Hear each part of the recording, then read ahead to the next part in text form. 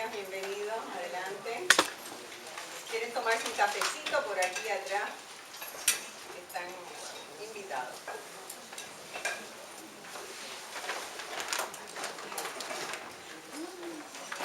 ¿Juan Carlos? Sí. Está bien, yo creo que después nos movemos ahí. Sí. ¿Cómo no?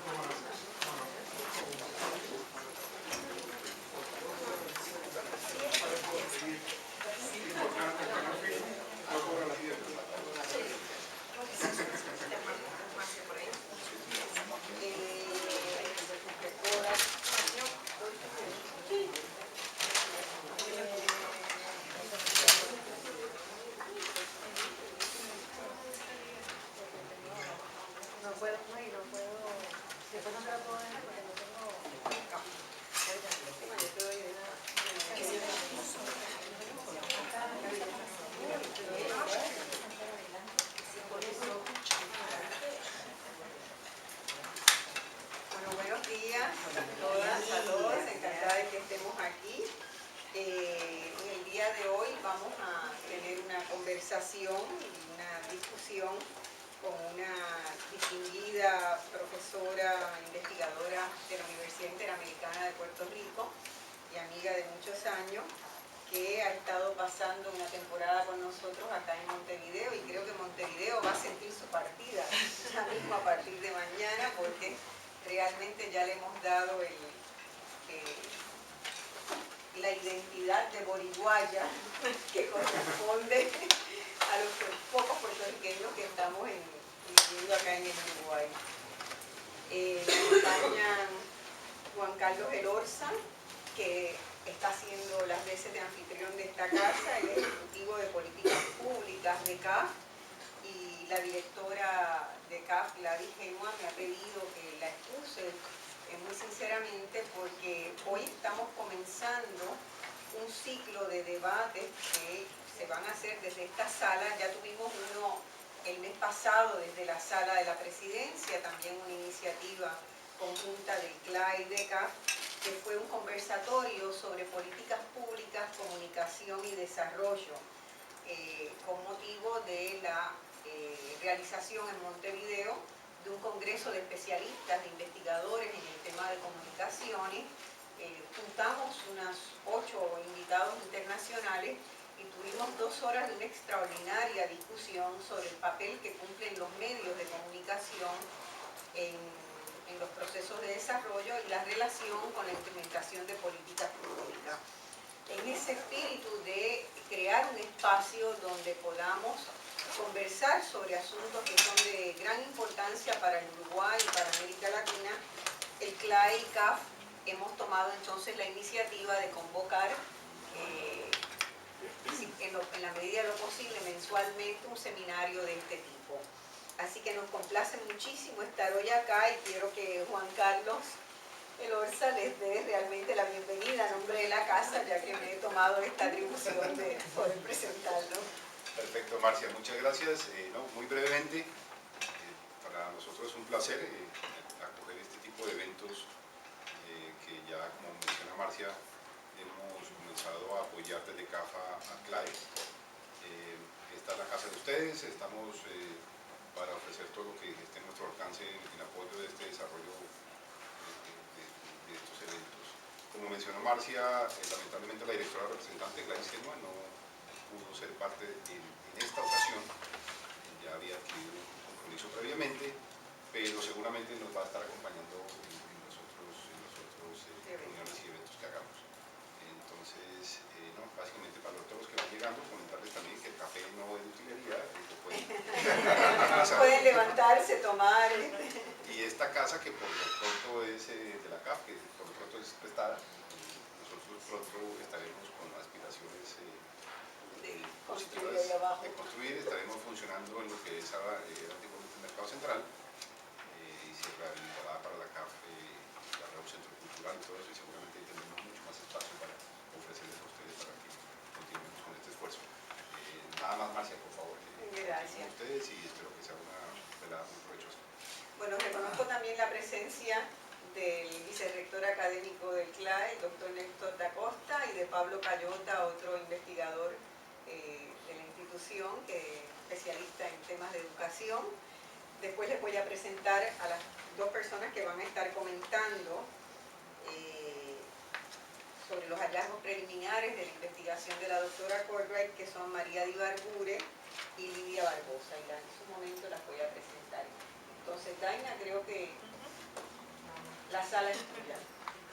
Bueno, pues muy buenos días a todos. Para mí es un placer compartir con ustedes lo que ha sido una parte importante de mi experiencia en estos 3 meses en Uruguay.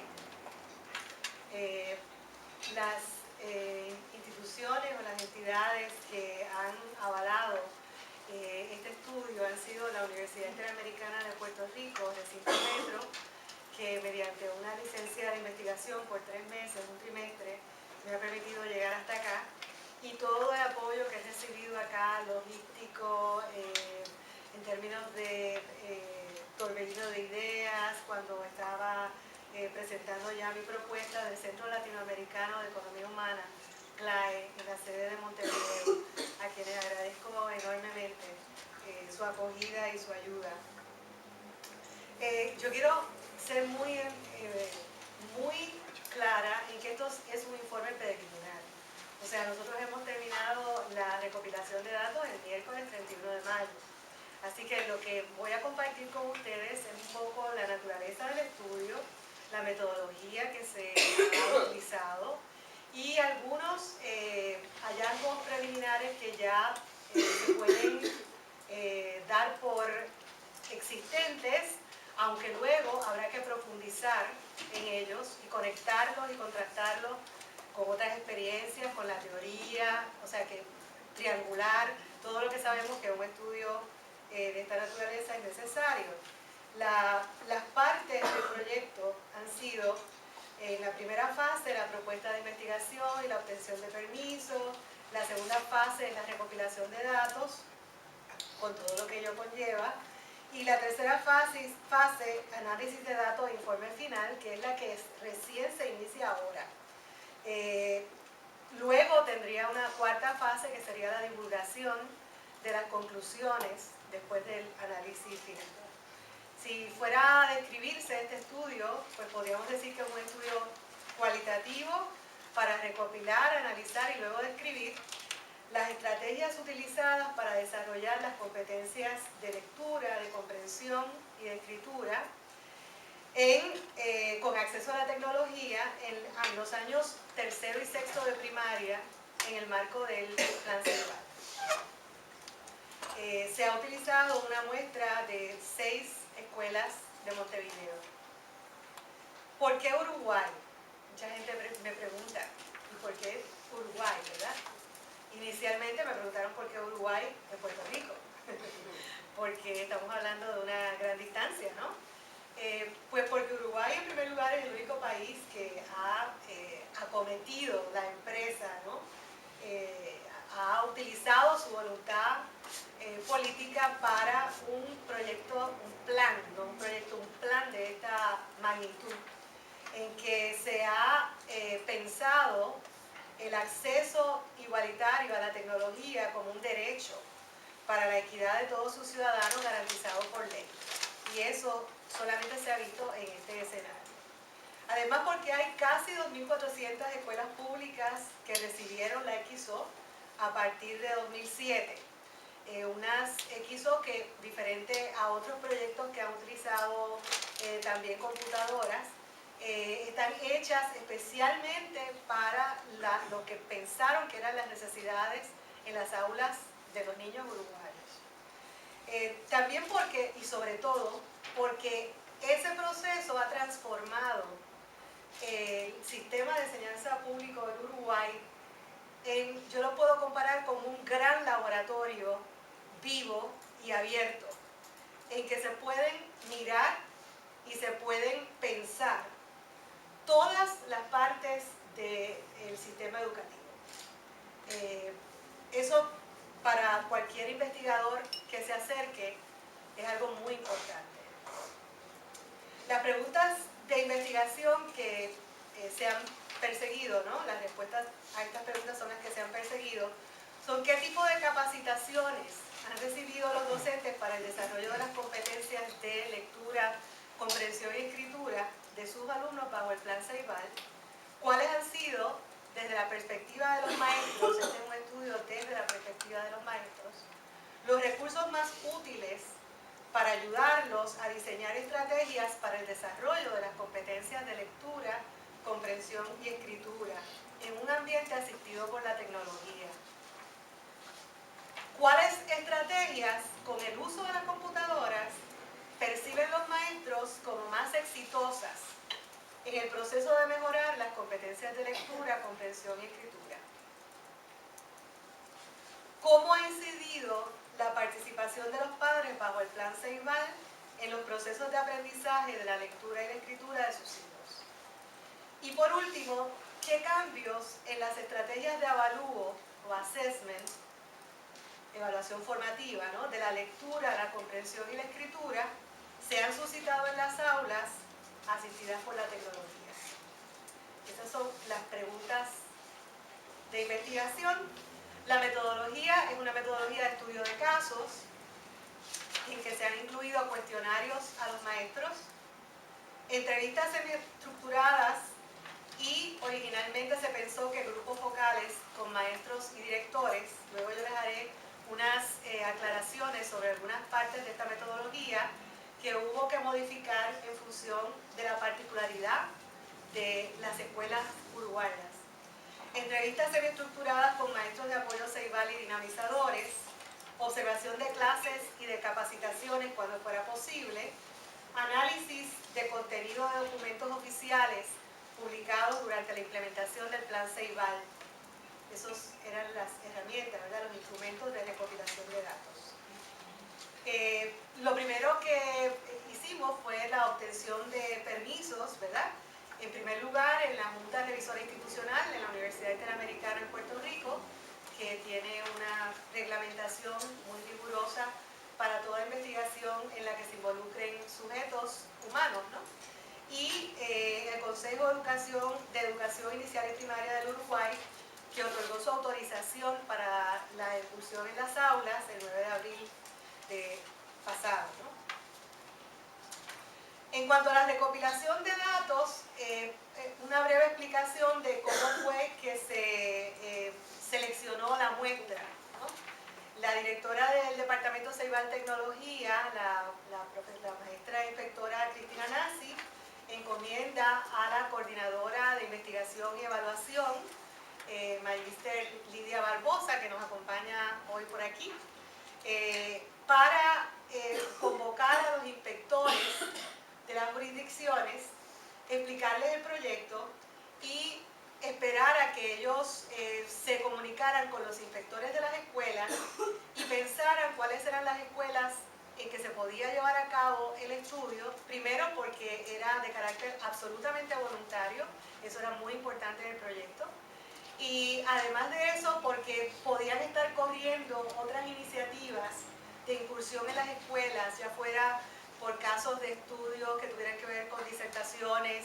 o porque estuvieran haciendo proyectos pilotos, y no queríamos entrar en un escenario que estuviese ya muy invadido por otras iniciativas y que dislocara la actividad que se llevaba a cabo en esos centros. Así que mediante esa gestión de la Oficina de Investigación y Evaluación, los inspectores de las jurisdicciones este, oeste y centro y los de práctica hicieron esa consulta y se escogieron las escuelas, ¿no?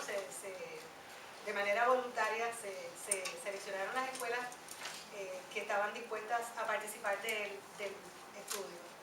En todos los casos se realizó una primera visita a cada escuela, a la dirección de la escuela, en la que se explicó nuevamente el proyecto, se aclararon dudas que pudieran tener después de la explicación que hubiesen dado los inspectores. En todos los casos, cuando llegamos ya tenían bastante información sobre el estudio y se calendarizó las visitas, se explicó la naturaleza de la ayuda que necesitábamos para tener el contacto con los maestros, tanto en las entrevistas como en las aulas, ¿no? Así que de ahí en adelante, pues podemos mirar lo que resultó de la muestra, ¿no? Yo no pedí en ningún momento una muestra con unas características particulares, precisamente para tener alguna flexibilidad que se ajustara a la situación de las escuelas en Montevideo, pero una vez que sí se proveyó esa muestra, pues sí podemos hacer un perfil de ella, ¿verdad? Lo que resultó. Esta es una tabla muy sencilla, como para un informe preliminar, en que se muestra por jurisdicción cómo quedaron distribuidas las escuelas, ¿no? En Montevideo, todas son escuelas de Montevideo, tenemos 3 escuelas del este, de la zona, la jurisdicción este, 2 del centro y una de oeste. En las escuelas por categoría, tenemos 4 escuelas de categoría urbana común y 2 que son de práctica. En cuanto a los contextos de la muestra, tenemos desde muy favorable hasta desfavorable, ¿verdad? Sabemos que hay otras clasificaciones de los contextos que no están en la muestra, ¿verdad? No quedaron reflejados en la muestra. Pero esto es un estudio cualitativo que no pretendía ser representativo en ningún momento de la realidad completa del sistema de enseñanza público en Montevideo. Así que, de todas maneras, pues nos parece que dentro de lo que coincidió, hemos tenido por lo menos 4 contextos en la muestra. Todos los locales de las escuelas participantes estaban utilizados todo el día. En algunos casos eran escuelas que tenían 2 escuelas compartiendo el mismo local, y en otros casos era la misma escuela que tenía doble turno. O sea que la población estudiantil, ustedes conocen eso mejor que yo, la población estudiantil es la que cambia, la dirección es la misma, y los maestros muchas veces coinciden, los maestros de la mañana y de la tarde, porque como todos los maestros de la muestra, por lo menos, trabajan doble turno, algunos trabajaban en otras escuelas en la tarde o en otras escuelas en la mañana, pero muchos de ellos estaban en el mismo local en mañana y tarde, aun cuando fueran escuelas diferentes. En términos de la procedencia de la muestra por horarios, tenemos 5 escuelas cuyo horario era por la mañana y 12 escuelas, en este caso parecería que son 7 escuelas, pero no es así, es que una escuela tenía muestra del alumnado de la mañana y del alumnado de la tarde. Por eso aparecen muestras de ambos horarios, ¿no? A pesar de que son 6 escuelas.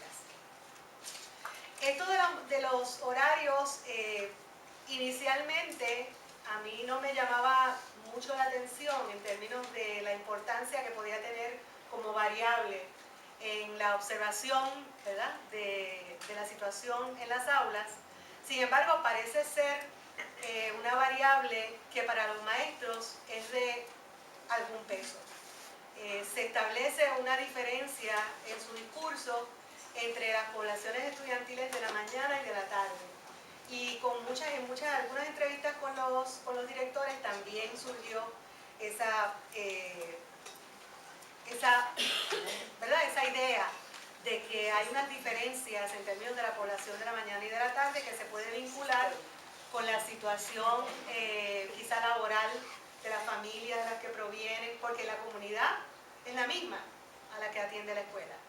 Pero la situación a lo mejor es lo que podría, y esto es una especulación porque no tenemos ninguna prueba de eso, ¿no? Pero la experiencia de los maestros y de los directores suele inducirlos a pensar que puede haber una diferencia. El total de participantes entrevistados fueron 6 directores y 22 maestros. De esos 22 maestros, 11 de tercero y 11 de sexto grado. Y se visitaron 22 aulas.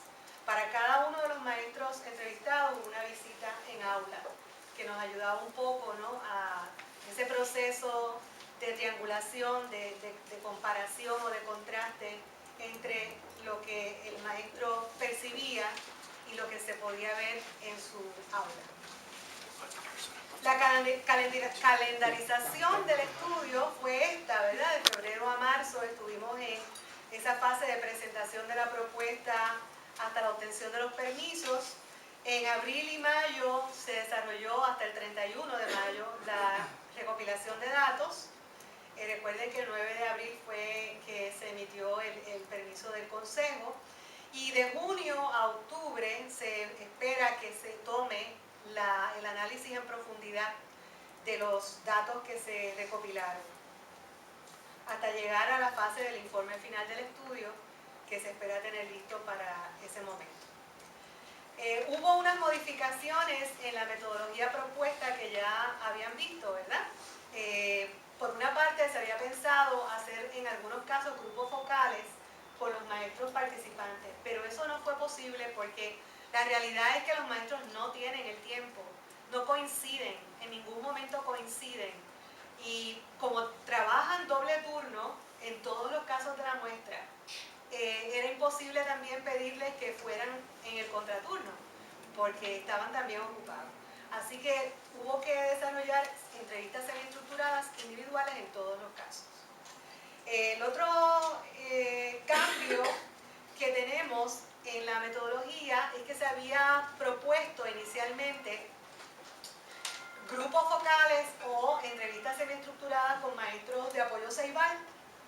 Cuando yo llegué tenía la idea por los documentos oficiales de que la figura del maestro Ceibal y de los dinamizadores era una figura que estaba en la escuela, que era esa figura que tenía el contacto con la fuente de la formación para los docentes y que servía luego como el enlace para que las aplicaciones en el aula tuvieran mayor oportunidad, ¿verdad?, de éxito, se aclararan las dudas en el proceso, y eso era mi idea. Me pareció que eso era lo que había inspirado la creación de la figura del maestro Ceibal. La realidad es que en la muestra, yo sé que existen, por supuesto, los maestros Ceibal y los dinamizadores, pero la realidad es que en la muestra, en ninguno de los casos de la muestra, encontré maestro Ceibal en el ejercicio de esa función en la escuela. Encontré varios dinamizadores que pude ver alguna vez ayudando a la implementación del Plan Gurí, que en la parte gestora, ¿verdad?, estaban emprendiendo, pero nunca en el contacto con los maestros, en esa función de apoyo docente que yo había pensado y que me interesaba el maestro Ceibal en la escuela para poder para llevar a cabo los grupos focales o las entrevistas semiestructuradas. Por lo tanto, esa parte de la metodología no se pudo realizar de esa manera. Sin embargo, algunos de los directores que sí pude entrevistar y algunos de los maestros que entrevisté habían sido anteriormente maestros de apoyo Ceibal o dinamizadores, y un poco por ahí nos llegó un poquito de información, ¿verdad?, de el momento en que tenía que corresponder también al momento en que ellos habían sido maestros Ceibal. En cuanto al cuestionario a los docentes, aquí hay un resumen, ¿verdad? No les voy a poner todas las preguntas, que no son muchas tampoco, porque no quería agobiar.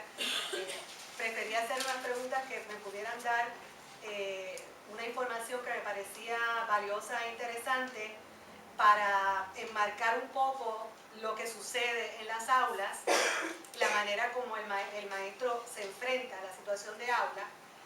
Y se puede resumir en estos puntos que están aquí, ¿verdad? Se les pedían algunos datos para el perfil de la muestra en cuanto a la experiencia docente, en cuanto a sus años de experiencia con el Plan Ceibal, percepciones sobre si había habido alguna incidencia de la integración de la tecnología al aula en su estilo de enseñanza, o si había tenido alguna incidencia en el estilo de aprendizaje de sus alumnos, de acuerdo a la percepción, ¿verdad?, de los maestros, y también su percepción sobre si el Plan Ceibal tendría consecuencias importantes en la educación uruguaya a largo plazo.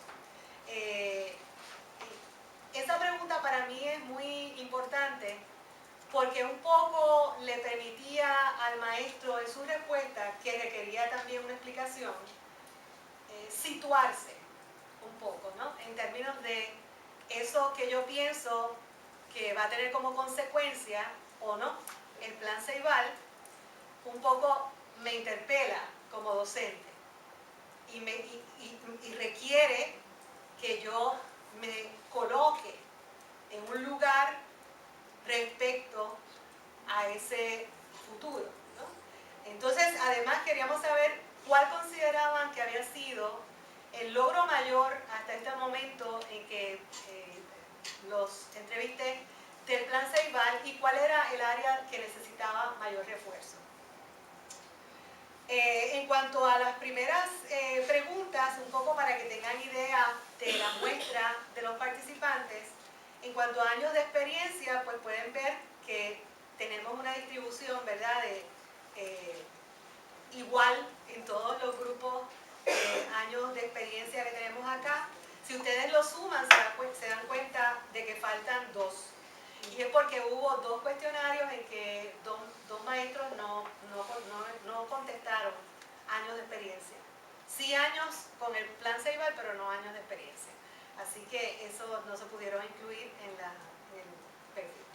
En cuanto a la experiencia tecnológica anterior al plan Ceibal, pues tenemos aquí que no tenemos ninguno que haya respondido que no había tenido ninguna experiencia con la tecnología y que básicamente la mayor parte se encuentra entre poca o regular. O sea, pocos, 4 de 22 afirman tener mucha experiencia anterior, ninguno dice que ninguna y casi todos poca o regular. 19 de los 22 maestros respondieron que perseguían un cambio en su estilo de enseñanza a partir de la implantación del plan Ceibal. Luego, en el análisis profundo que se va a hacer posteriormente, se incluirá un examen más minucioso de las explicaciones que ellos dieron a esa pregunta. Esa pregunta exigía explicación si se respondía que sí, ¿verdad? Sí se percibe un cambio, pero ¿en qué sentido? 16 de los 22 maestros respondieron que se percibía un cambio en el estilo de aprendizaje de sus alumnos. La mayoría de los maestros considera que la equidad y la democratización de los aprendizajes ha sido el logro mayor del plan Ceibal hasta ahora. Otras respuestas sobre el logro mayor del plan Ceibal hasta ahora, que no se comparan con la de equidad y democratización, que es la que comparten, en la que hay mayor consenso.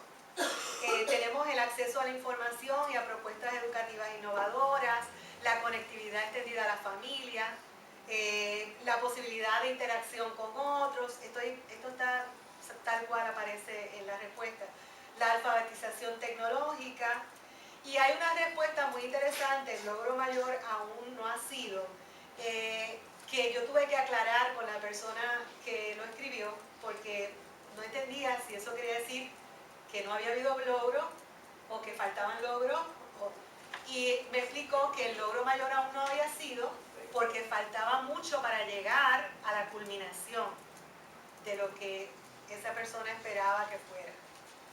El aspecto del plan Ceibal que necesita refuerzo en orden de frecuencia de respuesta, ¿verdad?, en el cuestionario, según los maestros, es en primer lugar la capacitación docente, en segundo lugar la conectividad, la reparación y mantenimiento de las máquinas, velocidad y calidad de los equipos, exigencia a las familias para mantenimiento de las máquinas, utilización de software iguales a los habituales como Windows en lugar de Linux.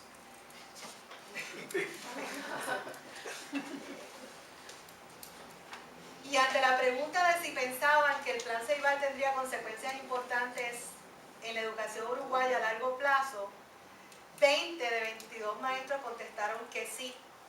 Uno contestó que no sabía y otro contestó que no, y luego en la entrevista quiso retomar, ya se habían llenado los cuestionarios al momento de la entrevista, y la persona me dice, yo contesté una pregunta que había en el cuestionario diciendo que no, y lo que yo me refiero es que el logro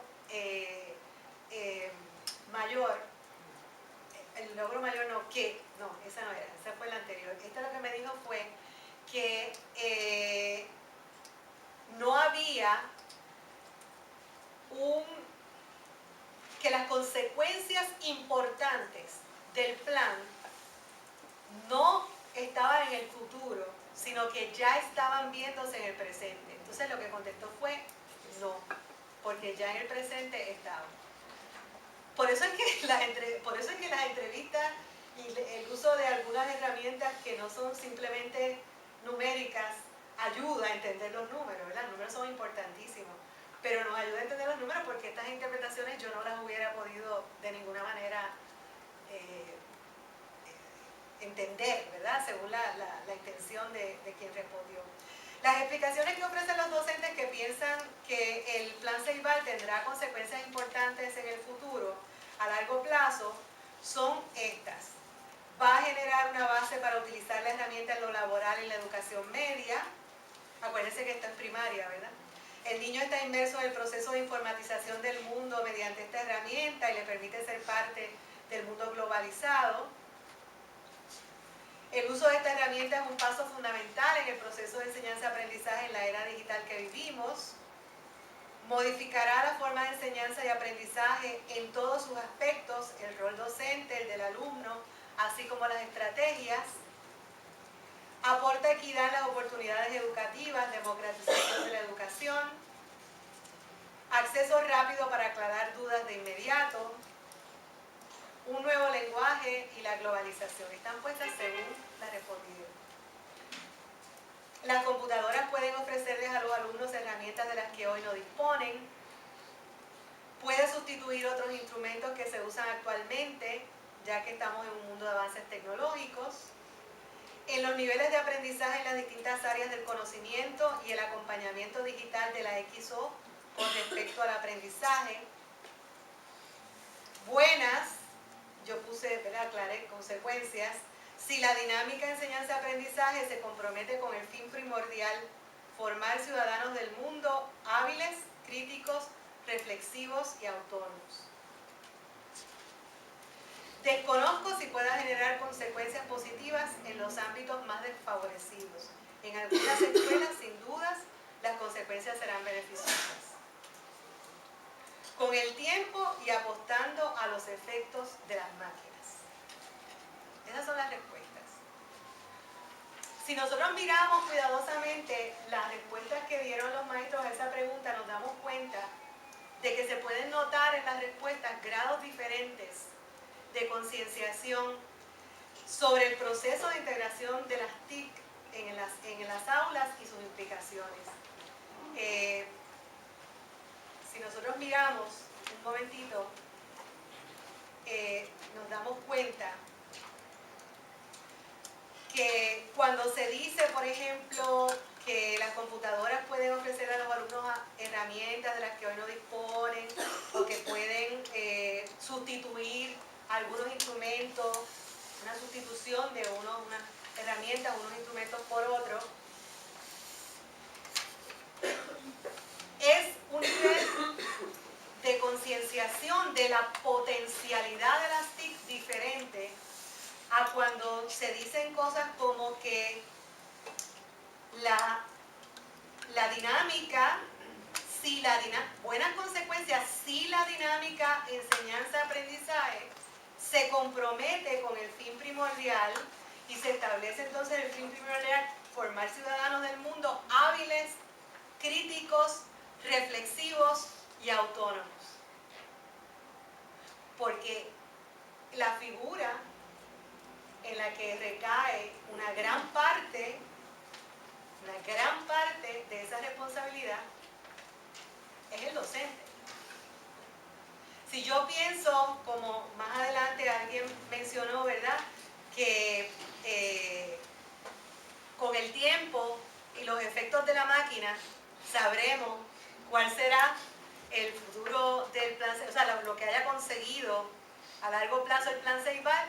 Yo estoy pensando que es la máquina la que va a hacer todo. Es una mirada, ¿verdad?, muy diferente a asumir que hay, por ejemplo, hay otras respuestas que hablan de cambios en los estilos de aprendizaje, en los procesos, el rol del docente, la participación del alumno en su propio aprendizaje.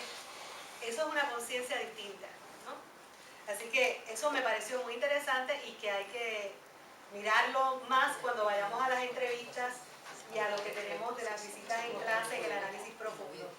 También emergen en las respuestas algunas observaciones de los docentes en cuanto al aprovechamiento diferenciado de la integración de las TIC en contextos muy distintos, de los contextos más carenciados, ¿verdad?, en comparación con otros contextos más favorables. Esa es una impresión bastante frecuente que se capta con mucha frecuencia en la experiencia de los maestros. Y la experiencia de los maestros, por eso este estudio está centrado en los docentes, es primordial, es fundamental. O sea, no importa lo que teoricemos, no importa lo que podamos demostrar, las ventajas maravillosas que tiene, ¿verdad?, una herramienta como la computadora, en términos de lo que podemos hacer si está bien orientado el proceso mediante la computadora, sin pasar por el docente. El docente siempre ha sido importante en el aula, ahora es más importante. Ese proceso descansa mucho en la figura del docente. Así que el docente tiene que tener muy claro, tiene que sentir seguridad. Fíjense que en esta situación, ¿no?, nosotros tenemos una coincidencia de circunstancias que han desconcertado un poco, en mi percepción, en sus inicios a los maestros. Coincide la implementación del Plan Ceibal con un cambio del programa. El programa nuevo comienza en el 2008. Están familiarizándose con un nuevo programa que espera más de los procesos. Desde la impresión de los maestros es un programa ambicioso. Yo no tengo criterio para determinarlo porque yo no conozco el programa anterior. Así que, pero la impresión que tienen los docentes cuando comentan el nuevo programa es que es un programa ambicioso y que ha requerido que ellos se esfuercen mucho, ¿verdad?, para cumplir con el programa y a la vez ver que ellos pueden, por descubrimiento, porque hablaremos de la capacitación docente un poco más luego, ¿qué pueden ellos hacer con esta nueva herramienta y con este nuevo programa?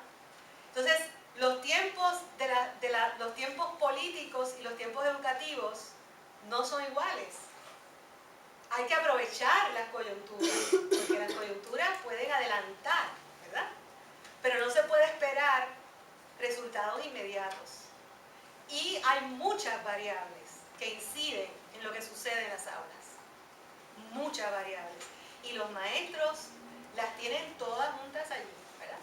Están trabajándolas y entendiéndolas, percibiéndolas, sintiéndolas de una manera particular. Ustedes todos los que están aquí saben que una cosa es el currículo también oficial y otra cosa es el currículo real. Pues con la situación de la integración de las TIC estamos pasando por lo mismo, ¿no? La realidad tiene un poco que comunicarse con la planificación que se ha hecho del plan. Y yo creo que hay la intención de todas las partes para eso, porque he escuchado muchas personas, estuve escuchando por ejemplo a Miguel Brechner en la celebración de los 5 años del Plan Ceibal en Cardal, y una de las cosas que recalcó era la necesidad de una mayor comunicación entre lo pedagógico y lo tecnológico. Y a mí me parece maravilloso ese planteamiento porque es fundamental.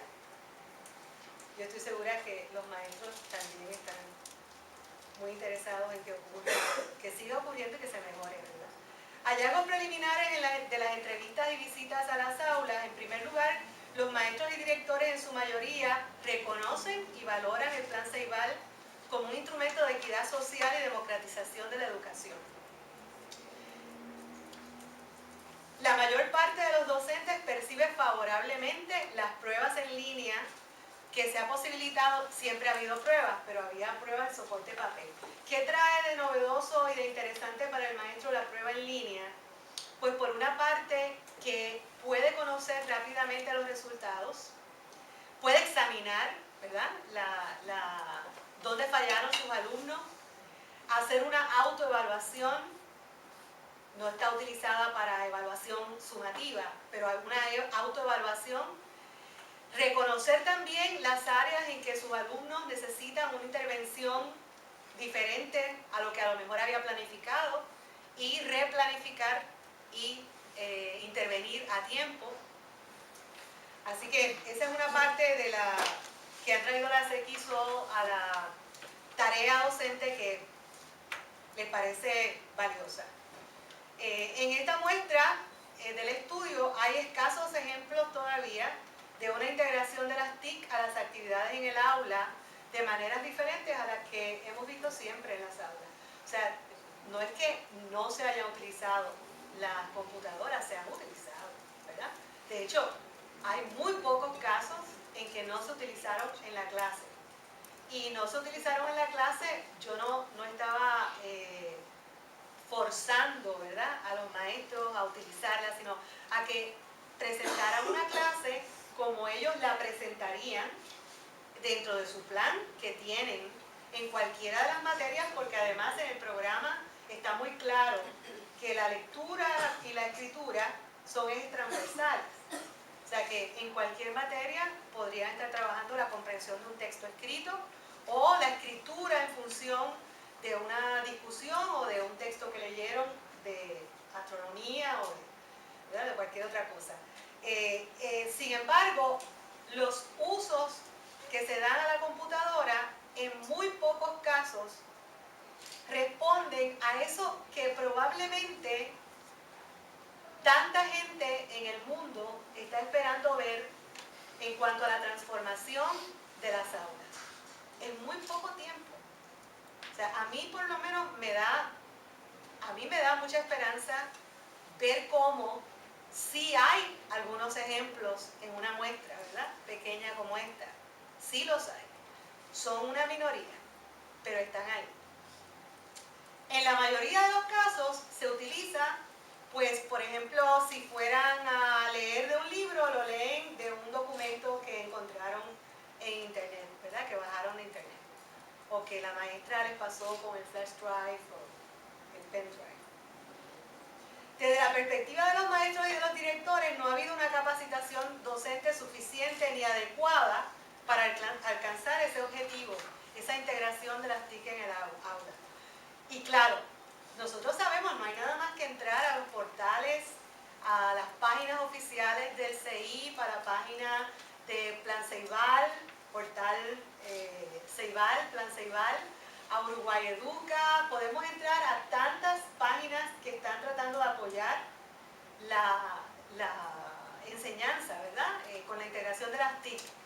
Lo que pasa es que para los docentes, aunque esas informaciones y esas actividades que presentan y que a veces surgen de los mismos maestros, que las cuelgan en el portal y que dan ideas, eso es muy bueno y es muy valioso. Pero los maestros dicen que lo que les ha faltado es una capacitación, unas experiencias de formación que atiendan los aspectos didácticos, los aspectos pedagógicos, no solamente lo técnico. O sea, el discurso típico en las entrevistas con todos los maestros es que hubo una primera etapa, recién se entregaron las computadoras, en que se prepararon unas orientaciones, en unas escuelas tuvieron más ayuda que en otras porque intervinieron, por ejemplo, los RAP Ceibal o algunas ONG que se sumaron al esfuerzo, ¿verdad?, porque se dieron cuenta que era algo importante e interesante y que tuvieron más ayuda en términos de el conocimiento técnico, de qué tenía tenía la máquina, esa maquinita, qué tenía adentro. Y luego de saber qué tenía adentro y cómo funcionaba, ¿para qué me sirve? Porque no es solamente que tenga cosas adentro, porque es muy bueno que los niños jueguen, ¿verdad? Tengan posibilidades de juegos electrónicos, pero para eso no es que llegaron las computadoras a las escuelas. Las computadoras a las escuelas no llegaron para jugar por jugar, ¿no? Pueden incluso jugar y puede tener el juego un fin educativo, claramente establecido para el docente. Que el docente sienta que eso que está utilizando de la tecnología está en función de la experiencia que él quiere crear, o ella, ¿verdad?, en esa actividad con un objetivo educativo. Y ahí es que está la debilidad todavía de lo que hay que hacer. Que no es una debilidad que pueda llevarnos ni siquiera remotamente a pensar que el proyecto no camina. El proyecto está caminando, señores.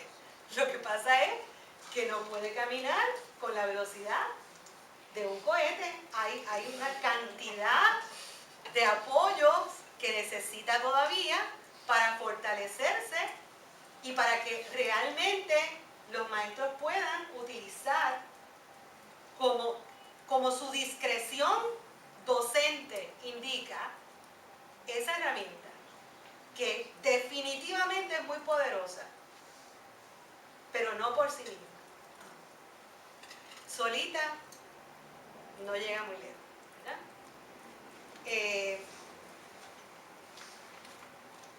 ¿Cuál es lo que los maestros piensan que sería una mejor capacitación docente?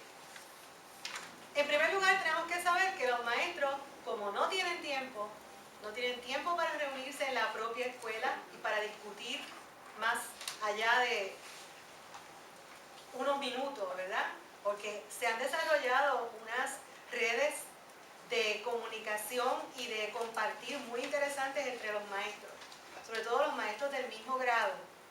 Hay compartir una actividad que funcionó a uno y el otro entonces dice, pues a lo mejor a mí me puede funcionar de esta manera. Hay eso, pero no hay tiempo suficiente como para que eso sea bastante, ¿no?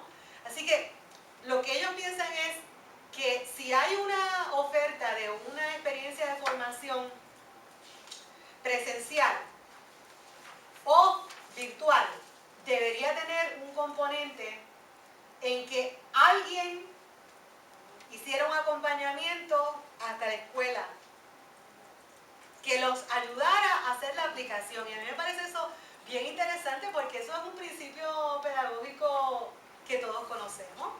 Nosotros primero hacemos una exploración, conectamos las experiencias y el conocimiento que ya tienen nuestros alumnos, ¿no es cierto?